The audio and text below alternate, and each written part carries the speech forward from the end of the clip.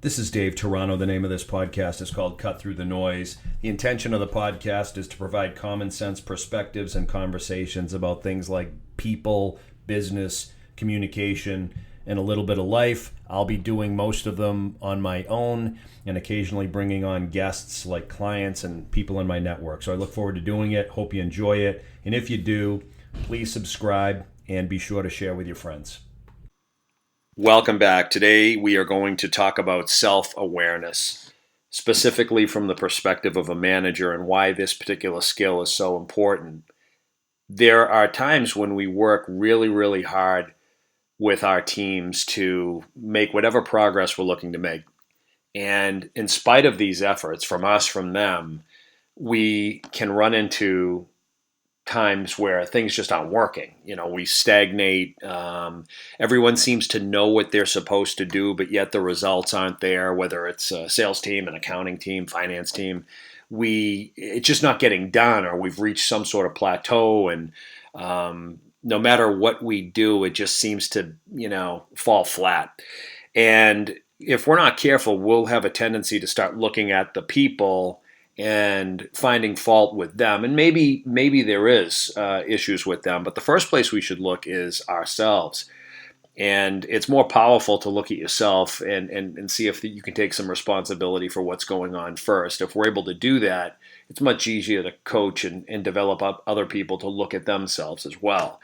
So there are four areas that I want to talk about today when it comes to self-awareness, or four things that if we run into situations where we're just not getting the results, the team, although present and loyal and hardworking, for whatever reason, it's reached some sort of plateau or some state of complacency.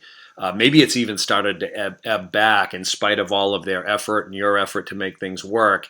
It's just not there. Something's missing. So at this point, what do we do? So the first thing, the first area that, there's a quote by Steve Jobs that says something to the effect of, hire smart people and get out of their way. Or why would you hire smart people and then get in their way? Whatever he says, the point is, get out of the way. So that's going to be the first thing we cover is, when it comes to self-awareness, do we have the ability and the willingness to get out of the way? That's topic number one. The second one is, do we need to be the star of the show?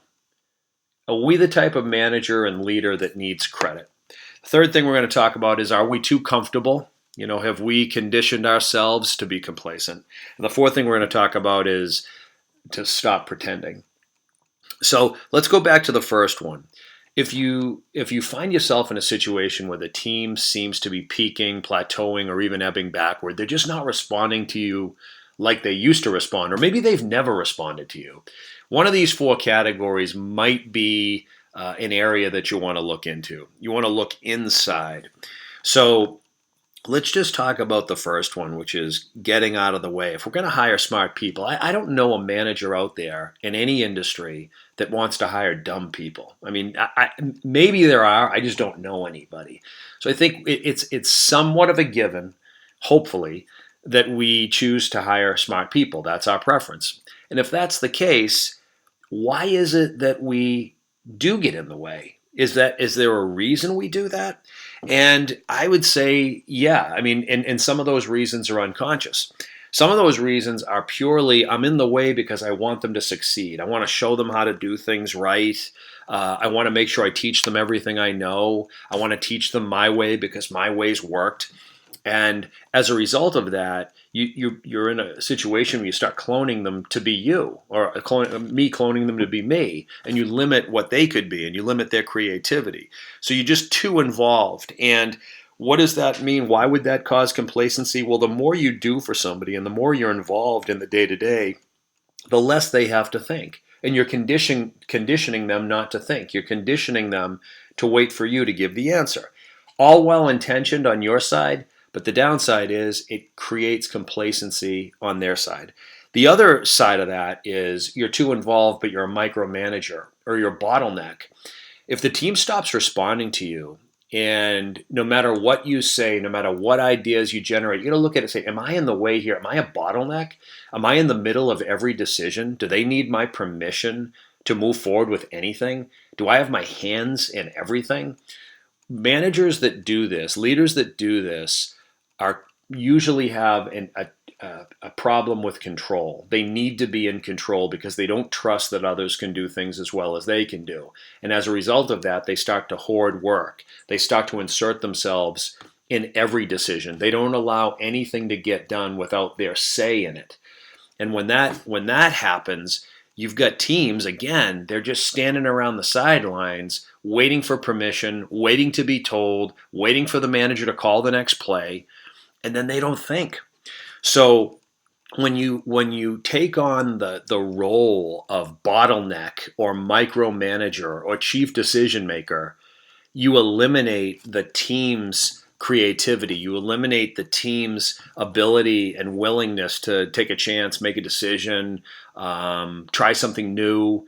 You just create a team that waits around on the sidelines. And the sad part is most of the managers that I know and most of the people that I've met professionally, if I were to talk about this specific subject with them, this whole bottleneck, micromanager, overly involved scenario, they'd laugh about it. And the people, sometimes the people that are laughing are the ones that are the most guilty of it. Some of the hardest working people, some of the most conscientious people are bottlenecks, and they don't even realize it because they don't pick their heads up to survey and take the pulse of the team.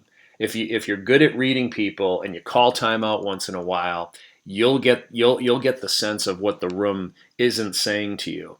So if you feel like being a bottleneck, or you feel like you're in the way because you're a micromanager, because you're not willing to get out of the way, take a hard look at that and take a step to stop doing that. Acknowledge that you're doing that. Acknowledge that you've been in the way, and give your team a chance to work through it without you or with your support on the side. That's the first thing I want to talk about. The second thing is that whole star of the show syndrome. There are a lot of people out there that just need to win. They need to take credit for all the successes. They need to blame for all the things that go wrong.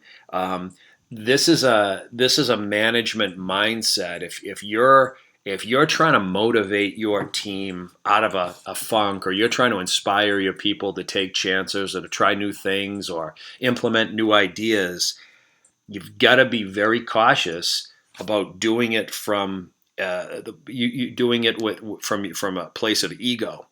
Nobody's interested in competing with their manager. Yet there are a lot of managers out there intentionally and unintentionally competing with their employees. This is something else that can shut a team down. No matter what we're saying, if the team views you as competing with them, they're going to gradually close off. If you're always sharing your resume with people and talking about your accomplishments and your master's degrees and your doctorate and all your past successes and everything that you did but that they didn't, people are going to close off on you. So think about your leadership approach. Are you leading with your resume? Are you boasting about your accomplishments? Are you trying to motivate people by comparing them to you? Or is that your way of trying to stroke your own ego? In the end, it's not effective. And sometimes we fall back on that approach when we've run out of other ideas. We start bragging about ourselves, hoping that it'll inspire somebody, but it usually has the reverse effect. So again, if a team is kind of ebbed back on you, stopped listening, they just not moving like they used to. The question is, are you the star of the show? Are you seeking the spotlight? Are you stealing the attention? Are you taking the credit? Not a good place to be. Something to think about. Third thing we're going to look at if the team is complacent or closed off is, are we too comfortable? If the team isn't taking initiative, they generally report to a manager who's comfortable with them not taking initiative. Maybe it ties back to one of the things I mentioned earlier, which is the manager's doing the work for them. But in other cases, you've got leaders out there that are comfortable because the bottom line is they're making enough money. They are financially set. They're good with where the company has got them. If it grows, it grows. If it doesn't, it doesn't. I had a business owner say to me about 10 years ago, I just use this company as my ATM machine. That's all it is to me. And then he would complain about his people And he would tell me why, how disappointed he was in them and how they lacked the work ethic. But this was a guy just taking money out of the company. He stopped working probably 10 years before that mentally, and he would just criticize his team for not wanting more and not wanting to grow it. But it was really him. So, that's the question. Do you have enough money? Do you really have what it takes to keep growing it? What if you lose a big client? What if you lose a couple of great employees? Are you so comfortable that you can't do it again? You can't recreate something? Those are things to consider. Other things you can get too comfortable with is you can get too comfortable with complacency or negativity or having the wrong people around. Those are other things to consider. Are you comfortable with chaos? Are you comfortable with flatlining? Or are you comfortable with change? And that's where we got to look at is, are we building a culture that's looking to sleep on a couch and get comfortable in a rocking chair? Or are we building a culture and we building people that are open and willing to change? Something else to think about there. The last thing I want to comment on, if the team is stagnating or retreating on you, is we can be guilty, and it's something to look at. We can be guilty of pretending and kind of faking our way through the job. There are a lot of leaders out there that are managing people who have experience that they don't have. I've seen finance people evolve into CFOs and then ultimately CEOs. And even though they earn the position, they don't necessarily feel like they're a CEO. I've seen operations people move into managing sales teams, and they've never sold anything before. I see professionals who are really, really hardworking, very successful, some of whom don't have a college degree, and they overcompensate from that by bragging about their accomplishments. We can't do that. People can see through us. People can see through somebody who hasn't been there. They can see through somebody who's overcompensating for what they haven't done. The key to all of this is we've got to acknowledge if we're falling into any of these traps. If we've been falling into the trap of getting in somebody else's way, then we've got to call it out and we've got to say something. We've got to say, I've been getting in your way. And you deal with it by getting out in front of it and saying, here's what's going on. I've been trying to control the situation. If you're guilty of being the star of the show and always taking the credit, then the way you get out of it is you go tell them that. I've been stealing credit from you guys. I've been trying to be the star. I'm the one wanting to show that I know what I'm doing. I haven't let go enough in order for you guys to feel like you're accomplishing it. In fact, you should really spend some time telling them how they're better than you. If you feel like you're too comfortable, tell them you've been too comfortable. Tell them you've gotten lazy. Tell them that you've lost your edge and you're not willing to let it sit there and that you're going to get it back. And then honor the things you say you're going to do. And if you're pretending, you better say that. Because everybody knows when they've got a phony on their hands. Everybody knows a sales manager who doesn't sell anything. Everybody knows the person who comes in without industry experience, who's leaning on an authority to get things done. We do certain things when we don't have the background, or we feel like we're not worthy of a position, or we feel intimidated that we're in charge, but we're not ready for it. The worst thing we can do is start leaning on our authority, bragging about our accomplishments. People see through that. They know a fraud when they see them. Don't be a fraud. The reason I'm talking about all of this is the relationship that exists between manager and employee is a fragile one. And when you've got a manager who lacks self-awareness, it only causes the employees to question the manager's competence. If you don't have the ability to see where you're weak or where you're strong, and you're not willing to acknowledge either of those, the employee starts to question whether or not you know what you're doing.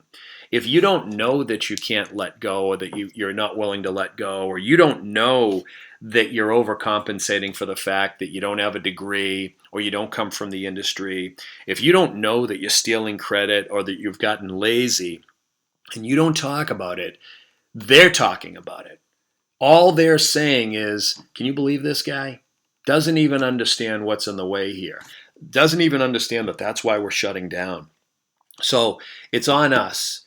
Don't allow the employee, don't allow your people to start questioning your competence because you can't look in the mirror. First step when they start to check out on you is to look in the mirror, because that team is nothing more than a reflection of who we are and what we tolerate. Look in the mirror. If you're guilty of any of these things, acknowledge them and then sincerely work through them. You're going to have a better relationship with your people. We'll talk soon.